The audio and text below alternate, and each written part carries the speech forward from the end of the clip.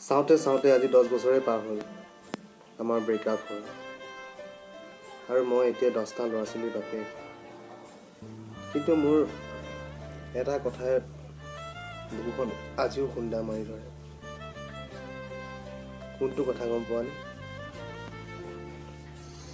তুমি যে মোক কৈছিলা ঘূৰাই দিম বুলি 500 টকাটো, সেইটোতো তুমি আজিও নিদিলা মোক। ৰাতি শুব নোৱাৰোঁ গম পোৱানে? ইমান মনত পৰি থাকে। ৰাতি কেতিয়াবা ধুমুহা বতাহ বৰষুণত এনেকুৱা লাগে যে তুমি মোক ফোন কৰিবা আৰু মাতিবা আৰু ক'বা আহা জান, আহা 500 টকাটো লৈ যোৱা।